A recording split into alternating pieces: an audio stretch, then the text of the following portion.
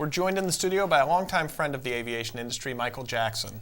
He's currently the CEO and chairman of security information management company VidSys.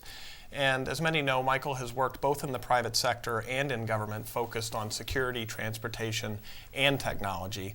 Most notably, of course, he has served in key leadership roles for 3 presidents, and as the Deputy Secretary of Homeland Security and Deputy Secretary of Transportation during the 9/11 attacks, was responsible for standing up the new Transportation Security Administration and working with the aviation industry on recovering after 9/11. In the private sector, Michael has served on the board of directors of AirTran, the senior executive teams of both Lockheed Martin and AECOM, and we're very pleased to have you back in the studio. Michael, thank you for joining us. Carter, it's my pleasure. Thanks so much for having me. In your new role at VidSys, there's things that I want to ask you about, looking at technology and some of the solutions. But before we do that, we're about a dozen years past the events of 9/11. You, of course, when you were at the Department of Transportation, were there with Secretary Mineta during the events, and have a unique perspective, having not only been there during the events, but responsible for standing up TSA and other parts of DHS shortly after those events. I'd be interested in your perspective 12 years later, and how are we doing? How does that match up with what you set out to do so long ago? Well, I think we're doing well. We're making progress. There are things that are not done as well as we should be doing, and some things that have been done tremendously well. AAAE, for example, and the airport directors were fantastic partners up front with us in figuring out how to manage clearances at airports, a topic that hadn't had an adequate amount of energy focused on it prior to 9/11. So everybody's been focused. Some things have lost a little momentum, and some things have done very, very well. So it's pretty much just like life. I think if, Carter, if I added it up, I'd say there's sort of 3 areas to focus on. And first are a cluster of institutional issues. What are the processes, discipline, tools that you use in organizing yourselves to talk among various different agencies, federal, state, local, and the airport community, the aviation world? Second thing is technology. How can that technology help us manage security for airports in a more disciplined and effective fashion? And third is money. Yeah. This takes a lot more money, and some of the money is lacking to do the things that we know how to do now and that we can do with technology that's available, but that's a perennial problem for our world. Well, and I was going to say, the mix really hasn't changed. It hasn't. It's those 3 categories. Yeah, and, that's right. But it would seem there was very rapid progress that was made right after 9/11, and it makes sense because you needed to create new agencies. You needed to deploy technology to address imminent threats that were right in front of the industry that you needed to address as a deputy cabinet secretary. And some critics now, I think, would say that we're not moving as fast. Mm-hmm. And it makes sense. The agencies have matured. The threat, at least the perception of the threat, isn't as imminent. What's your assessment in terms of where we were, where we thought we would be in terms of being able to move fast enough? So I think the pace of change has shifted a little bit. And in the early days, just as you said, it was a crisis, and everyone was aware of the crisis, focused on the crisis, and ready to be nimble and innovative. And now, honestly, you start from the general public. Their patience with inconveniences in the airport environment is now, diminished. And generally, there is a sort of fatigue about terrorism. This terrorism fatigue has grown over this period of time after the attacks of 9/11, despite interim incidents which re-emphasize its importance and its centrality, leading up even to this week as we talk about threats related to the Olympics. Yes, exactly. So I think generally we suffer from the terrorism fatigue, and that has also drifted into the financial world of how do we pay for the investments that are necessary to manage security in an effective fashion.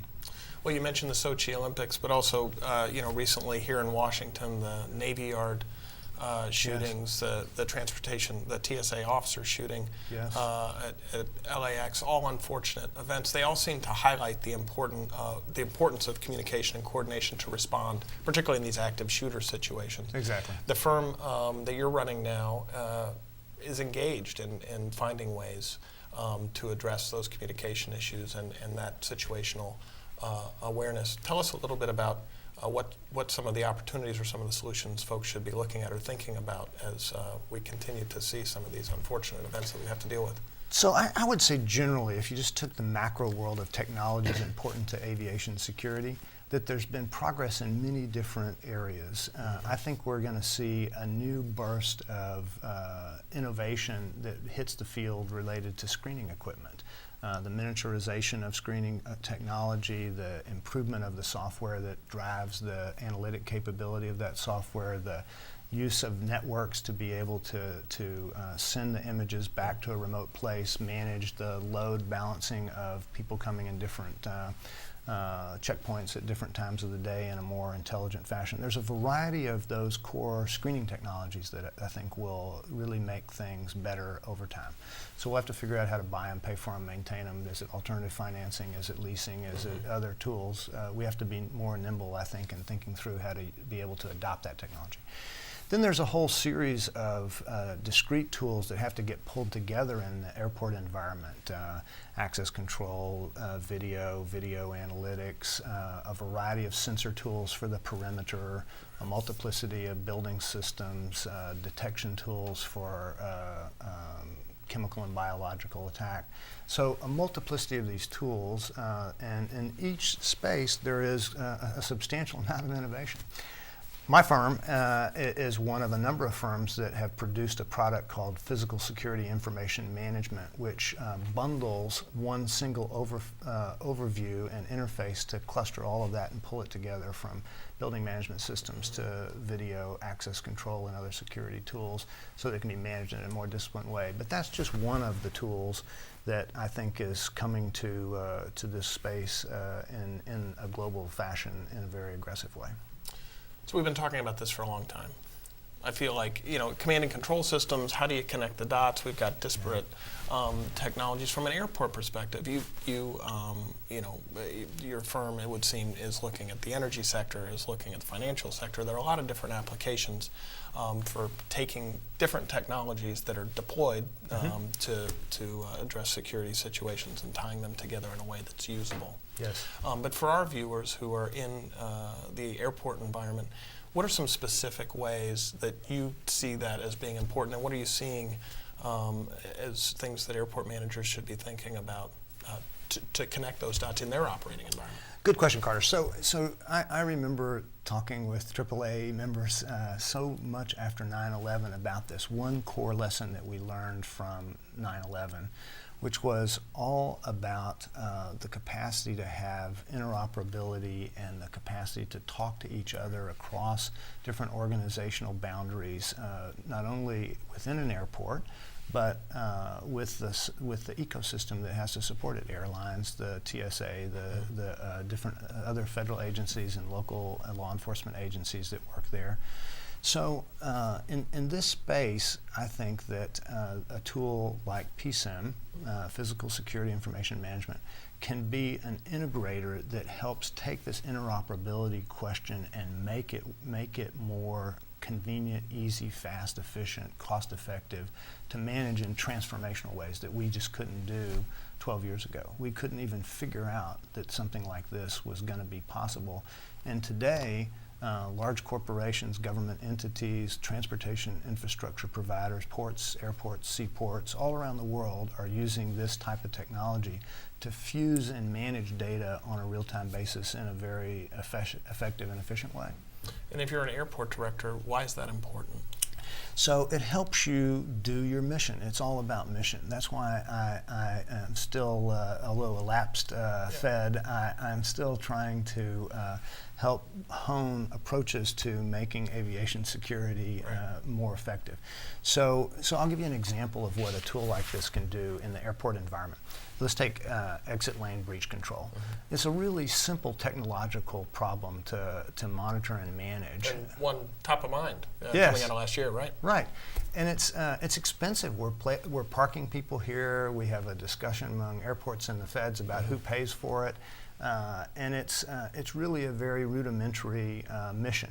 You got to see if somebody or something is going the wrong direction. You can find that out and alarm to that with multiple different video analytics. Then the question is, how do you take that and manage an incident? So PSIM allows you to take the cameras at a checkpoint that may belong to TSA and instantly push all of that data to the operator who is going to manage this incident, and then take the airport's cameras on the far side and the near side of the checkpoint and give those to one person to manage at that one moment. And if you can follow the person with this technology, which is easily done, and they haven't picked up something, dropped off something, talked or given away something, then you don't have to have a terminal dump. And it's a very simple and automated way. Everything then gets moved and managed in a disciplined way around that event. And seconds after it's over, it goes back to normal state, and people are working. Which really, when you think of it through the lens of what we discussed, whether it's an AVR shooting or an LAX shooting, then you're starting to see real communication, real coordination, where you can move very, very quickly to address what's in front of you. That's exactly right. But think about who has to know. It's this interoperability question and dilemma. If we were seeing an exit lane breach incident in CADX airport on a Tuesday morning, that's one thing, and it's very important. But if you're seeing the same thing happen at 3 other CADX airports, now you have an alarming national trend. So you could use a tool like this literally within the first seconds for the TSA operating in their National Command Center to have situational awareness of this, and then push back down to each of those facilities the fact that they are one of a multiplicity of what has to be thought of as an attack. So then you now have arranged all of the community that has to know to be more nimble about bringing a different type of solution set. And so this type of situational awareness and information sharing and integration was just not possible just a few years ago, and it is now becoming commonplace in multiple sectors.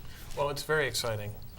It's exciting to see that we have a technology that is starting to unlock the promise of what we've been talking about, I think, or feel like we've been talking about for over a decade.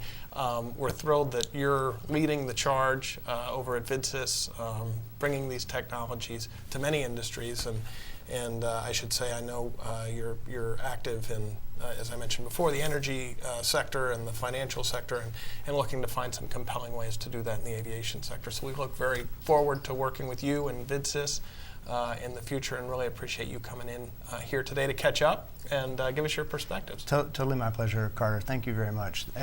Airports and airport directors and the staff that run these important institutions are still literally at the cutting edge of managing risk in the country. It's a real pleasure to be able to talk and think with you about their difficult mission and to see how things are going in this world. Thanks for being here, and that's it for this edition. Thanks for joining us.